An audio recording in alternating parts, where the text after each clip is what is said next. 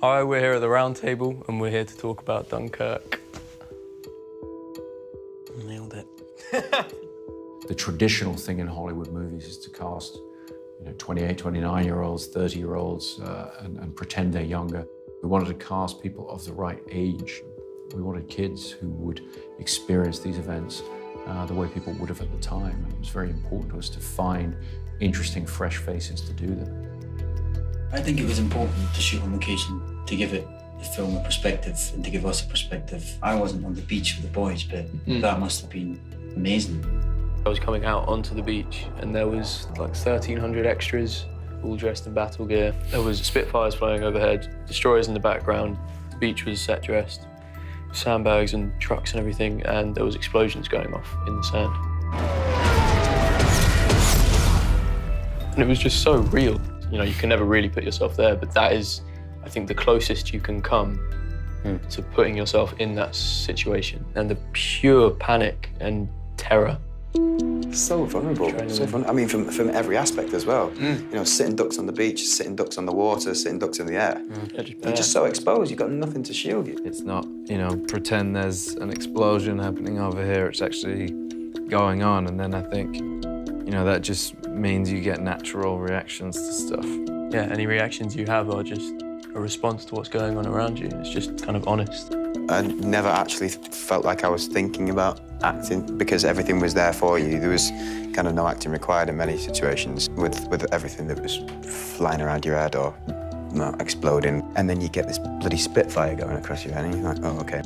With Jack. Yeah, don't mention it, don't worry. Any day. He's on me! I was up in the air over the channel with the Spitfires. They strapped the IMAX to the wing of the plane that I was in and flew it over, swooping over the channel with a massive IMAX camera on the wing. The thing with the IMAX is just it's so epic. And I think that's with Chris's films.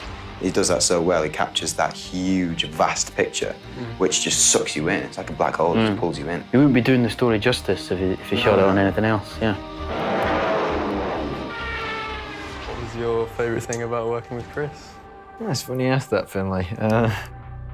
He leads by example so much. He's like the first one there, the last one to leave. Very present. Yeah, very hands-on. Yeah, I was always told about, if you were to ever do a film, that you'd hear the director shouting the directions from 3 miles away in a tent.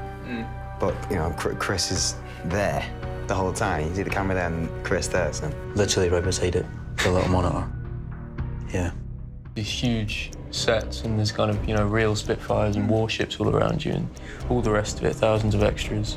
The ship's about to leave! The scale of this was absolutely massive. I think the general public are in for an epic suspense thriller based within the framework of historical background. We're going to watch a super intense movie. It just doesn't give the audience time to think.